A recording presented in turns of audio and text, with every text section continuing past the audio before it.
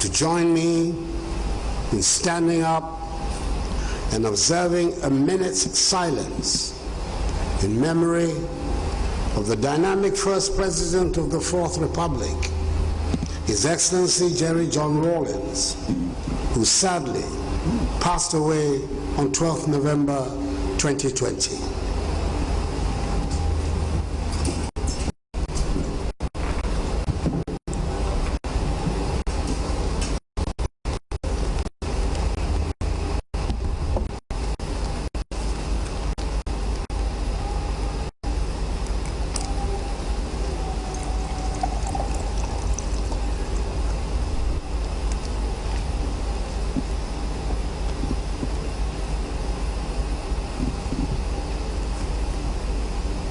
May his soul rest in perfect peace in the bosom of the Lord until the last day of the resurrection, when we shall all meet again.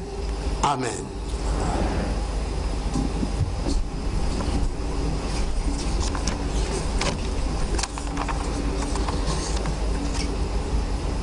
Mr. Speaker, as demanded by the Constitution, I have come before this august House to deliver on the dissolution of this seventh Parliament a message on the state of the nation, which is essentially an account of my stewardship as President of the Republic these past 4 years.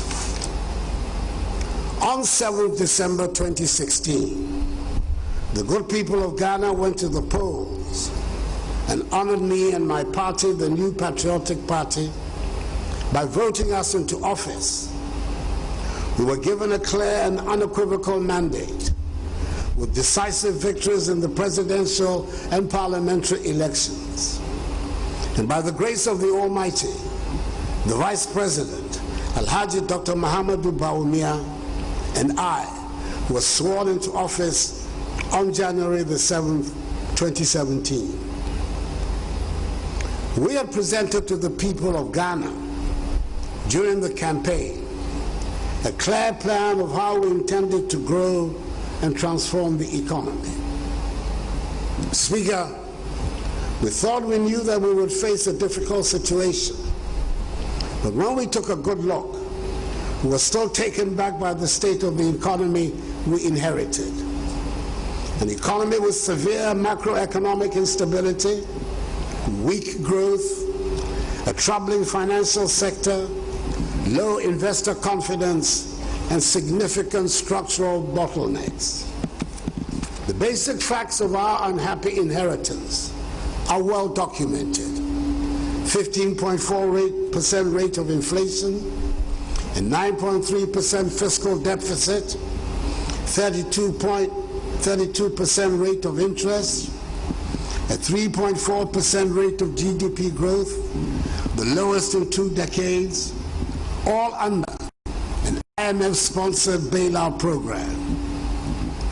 We set to work quickly, and I'm glad to say that we've been able to stabilize the economy, exit satisfactorily the IMF program, and restore confidence in the economy. At the end of 2019, the economy was characterized by strong growth in response to implementation of government flagship programs, single-digit inflation, reduced fiscal deficits with 3 consecutive years of primary surpluses, relatively stable exchange rate, significant improvement in the current account with 3 consecutive years of trade surpluses, strong foreign exchange reserve buffers, and markedly reduced lending rates. The global pandemic of COVID-19 threatened to derail the progress chalked over the first 3 years of my administration. Its impact has led to the revision in GDP growth for 2020 from 6.8% to 0.9% and later to 1.9% to reflect significant slowdown in economic activities as a consequence of the effects of COVID-19 on lives and livelihoods. The proactive decisions taken by government to fight the pandemic, as well as revitalize and transform the economy with the 100 billion cedi Ghana Cares or Batampa program, anchors bright prospects for the medium term. Government will continue to implement prudent fiscal measures to quicken the pace of fiscal consolidation. And in March this year, the Minister for Finance will come to this august house to provide further details on the measures to be taken to restore our country back to the path of economic recovery. Mr. Speaker, government in 4 years has recorded a number of significant milestones in our quest to formalize and modernize the Ghanaian economy. We believe it is the fairest and fastest way to achieve our goals. The National Identity Card rollout, the National Digital Property Addressing System, the interoperability of mobile money transactions, the introduction of the paperless operations at the port, e-business registration system, and access to digital financial services are all part of the drive to formalize our economy and enhance its productivity. For years, there had been unhappiness and sometimes agitation on the subject of the geographic delineation of regions in the country. In the particular case of what was to become the OT region, their demand for a new region stretched back to more than 60 years. We decided that we needed to resolve these matters to be able to bring governance nearer to the people. The constitutional processes for the creation of new regions was put in place, and after the petitions and stakeholder consultations, the people in the identified areas have the opportunity to vote in historic referenda. There were overwhelming approvals for the yes vote in the referenda held in 47 districts across 4 existing regions. This led to the creation of 6 new regions, and we now have 16 instead of the 10 regions that existed at the start of my administration. 4 years ago, it sounded recklessly optimistic, but free SHS and free TVET are now entrenched parts of our educational setup.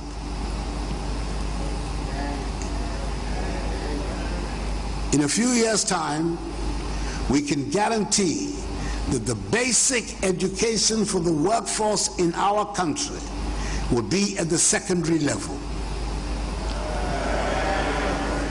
It is a transformational step that we have taken, which should quicken the pace of development all round and give us confidence in our future.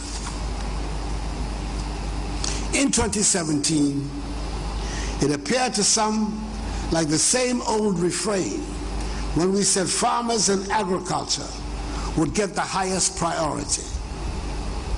But we can see the difference it makes when a government treats farmers with respect and spends resources and expertise on agriculture. We have seen the dramatic turnaround of our agricultural fortunes due to the progressive policies that have improved the living standards of farmers in the country. The excellently executed policy for planting for food and jobs has laid the foundation for the agricultural transformation of our country. We are able to say that our country is now a net exporter of food, and we no longer have to import basic foods like plantain and tomatoes.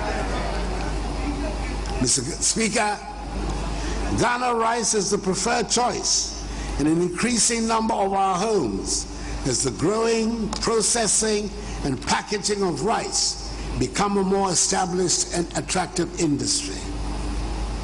During this COVID crisis, we have mercifully been spared the specter of food shortages. On the contrary, thanks to planting for food and jobs, food has been in abundance in our markets across the country. Throughout the ages, food processing has provided the takeoff point for the industrialization of many nations. And we are taking that lesson to heart as we pursue the goal to industrialize, modernize, and create jobs for the young people of our nation. The One District, One Factory program is part of the anchor on which we are building the comprehensive industrialization of our country. Much of the work has now been done to put in place the framework for the rapid implementation of projects. The factors that are currently in place and in production reflect the underlying principle of the program, which is the equitable distribution of development projects around the country. The prospects of our becoming the automobile hub in West Africa are growing stronger every day, with investments being made in the country by global manufacturing giants in the automobile industry. Mr. Speaker, probably the most difficult problem the government met on coming into office was the state of the banking and financial sector. Many of our banks were in distress and had been kept on unsustainable and artificial life support by the central bank. The supervisory agencies were unfortunately not performing their duties, and the governance and management structures of many of the banks were clearly not adequate. If truth be told, many of our finance houses were running what can only be called glorified Ponzi schemes and had lured many depositors into these schemes. We were in a desperate situation, and urgent radical measures had to be taken to prevent the collapse of the entire financial and banking sector. The Bank of Ghana, under new leadership, intervened and has restored sanity to the sector, and in the process, we've saved the banks involved and 4.6 million depositors' funds.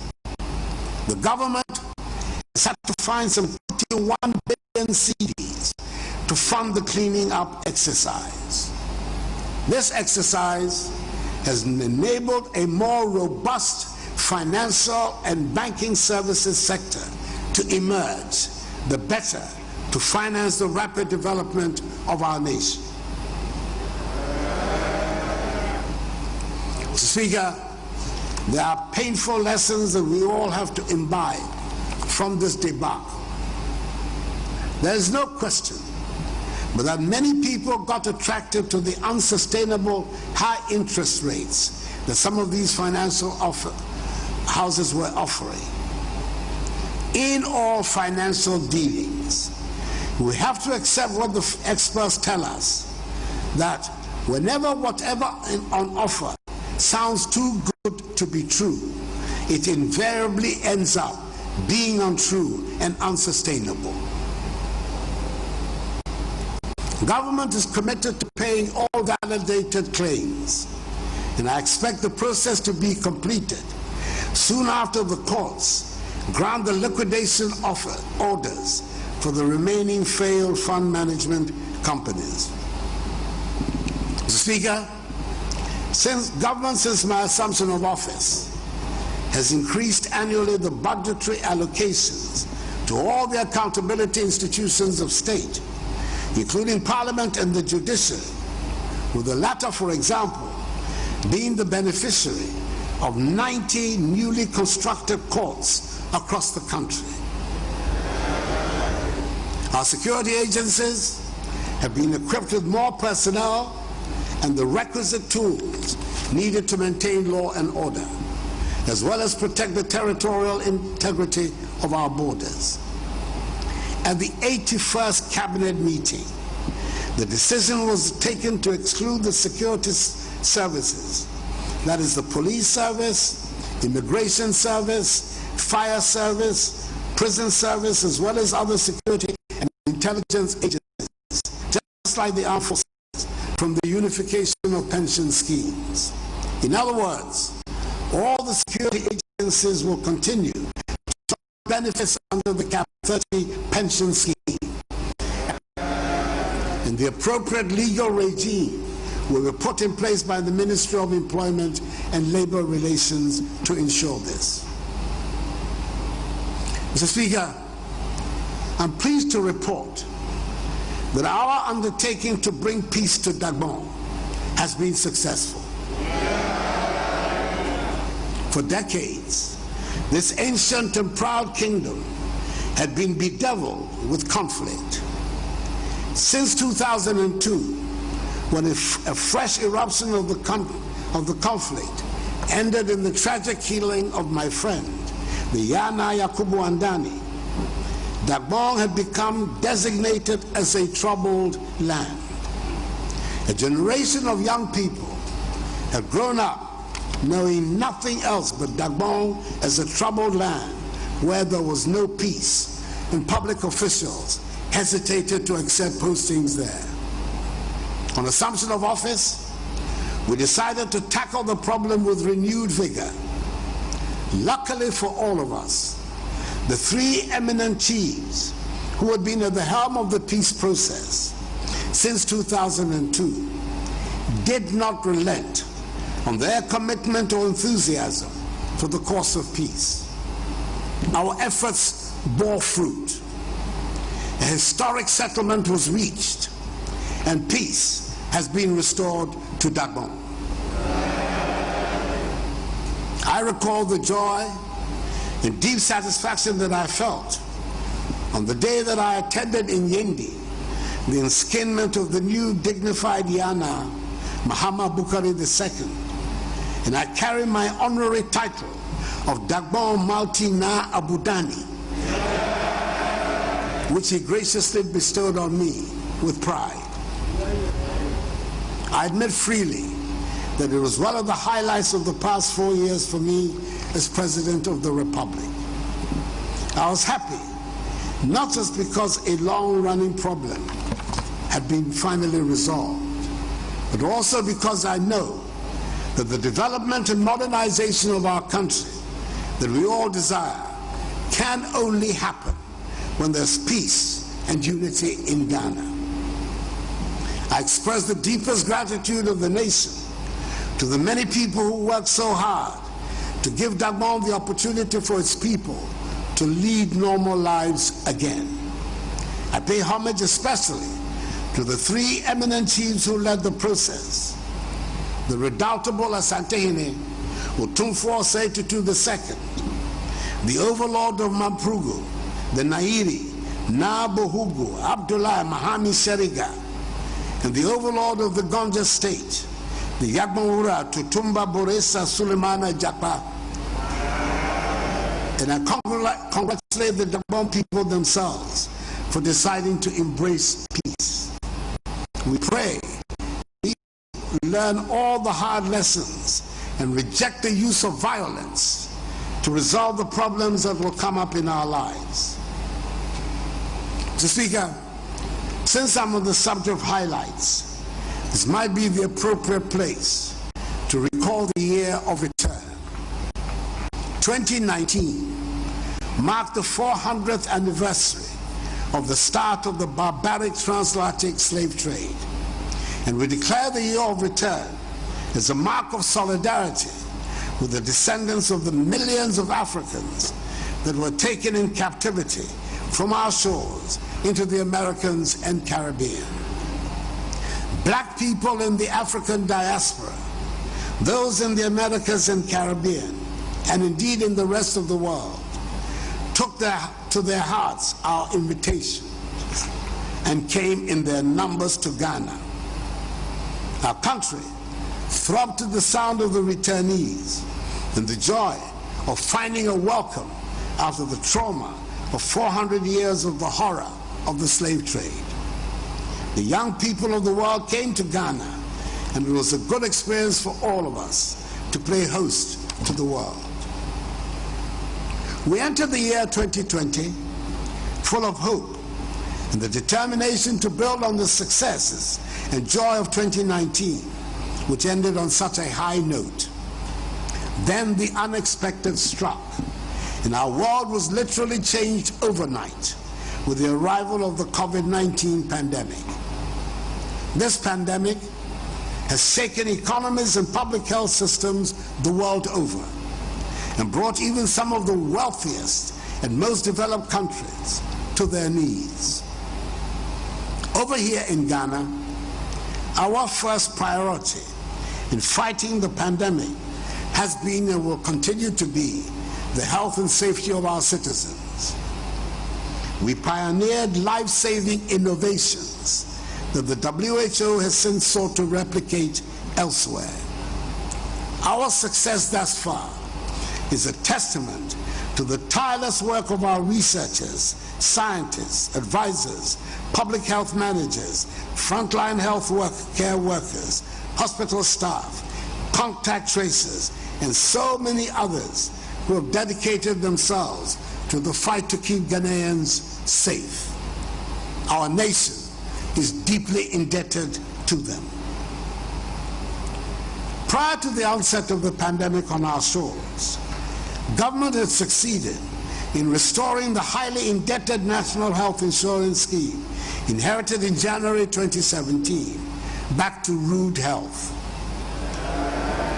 Some 95,000 health workers were recruited into the public health sector, and we ensured that each constituency now has a well-equipped, functioning ambulance. COVID-19 has presented us with the opportunity to resolve some long-standing problems in the health sector. We have taken steps to resolve the problem of infrastructure deficit in the healthcare system once and for all, with the exemption of Agenda 111 and the start of the building of hospitals around the country. We are upgrading district hospitals where they exist and establishing new ones where they do not. We're also investing in our next generation of Ghanaian doctors and nurses. Throughout the period, I have tried to keep the Ghanaian people informed with regular broadcasts so we all know what is going on. This has led to the phrase fellow Ghanaians attaining a new status, as Ghanaians brought their famed ingenuity to find relief in the doom of the devastation being wreaked by the pandemic. Our artists and designers have brought their expertise to bring unexpected relief. We're wearing the fellow Ghanaians and this too shall pass fabric with pride and the knowledge that we're able to find something positive out of the darkest events. I've had a team of dedicated Ghanaian professionals formed into a task force who have been advising me throughout the crisis, and I'm extremely appreciative of them and all those who have risen to the occasion and helped us to cope with the crisis. I'm using this opportunity to again remind all of us that the pandemic is still with us and we have to maintain the protocols to keep us safe. Mr. Speaker, these past 4 years it has been a joy and a great privilege to serve our nation as president. There were many moments of great satisfaction, some moments of frustration, and some moments of disappointment. That is not saying anything special. That is life, and I did not expect that everything the government tries to do would have universal acceptance. There is one subject, though, which I believe we, the people, need to have an open conversation, and that is the phenomenon of galamsey. Should we allow or not allow galamsey? The illegal mining that leads to the pollution of our water bodies and the devastation of our landscape. As I have said often, the Almighty having blessed us with considerable deposits of precious minerals, there would always be mining in Ghana. Indeed, there has always been mining in Ghana.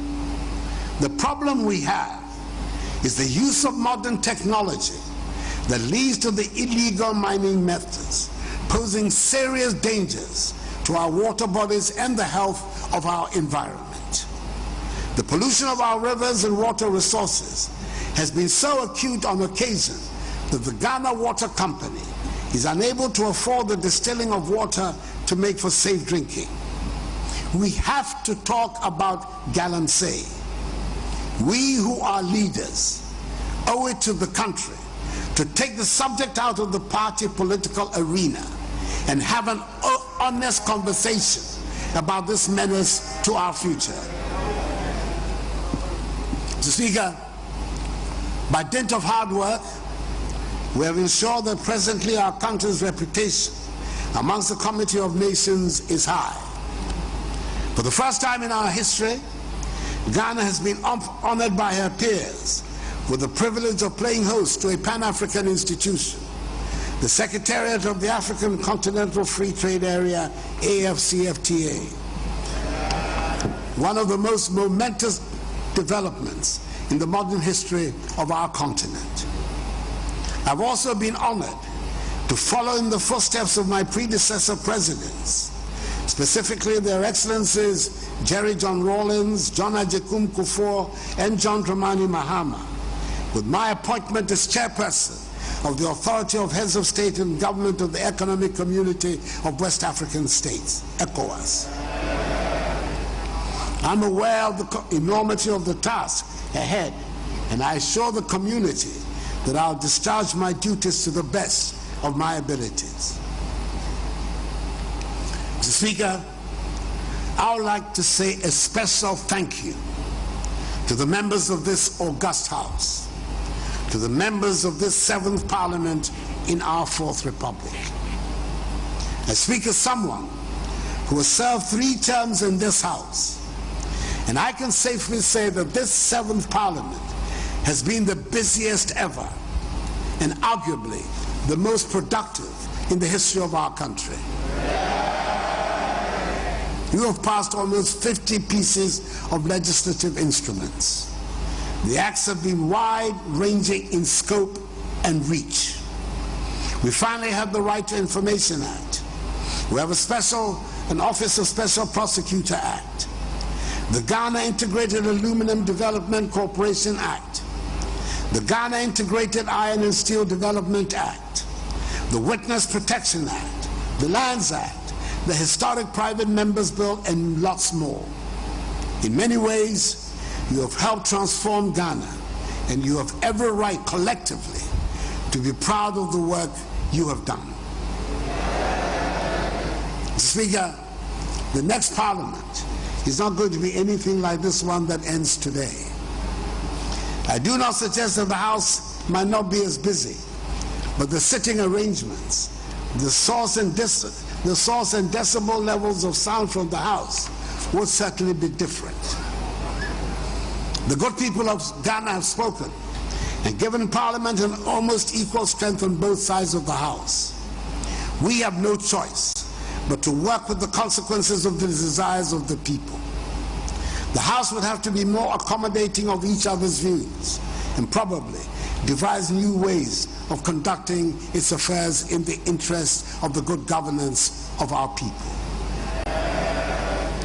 I am thankful to the Ghanaian people and to the Almighty that I have been given a clear mandate to govern the country for 4 more years, and thereby given the opportunity to complete tasks, consolidate some of the far-reaching measures we have introduced, and initiate further changes and adjustments to policies and practices. The Constitution demands that we go to the people after 4 years to ask for a mandate, and we must listen to the voice of the people. I said during the election campaign, and it is my firm and passionate view, that I should only be president in a fairly conducted election, which I believe in all sincerity the election of 7th December was. I recognize that my main opponent in the election, the former President John Dramani Mahama, has gone to the Supreme Court to seek its intervention and grant reliefs that he believes were compromised in the conduct of the elections. It is good for the nation that in the end he chose the legal path. Instead of the pockets of violence that have attended the rejection of the results by his party in the period after the elections. We all have to make a deliberate decision to invest in the rule of law and uphold the integrity of the institutions of our state, so that no person or group of persons take the law into their own hands with impunity. Mr. Speaker, it has been my great pleasure and exceptional privilege these 4 years to have served as President of our beloved country. I'm grateful to you, this Honorable House, for its cooperation in the enterprise to attain our common goal and aspiration of advancing the peace, progress, and welfare of the Ghanaian people. I will see some of you in February. Those of you who will not be present, have best wishes for the future. May God bless the Parliament of the Fourth Republic and us all. And may God bless our homeland Ghana and make her great and strong. I thank you for your attention.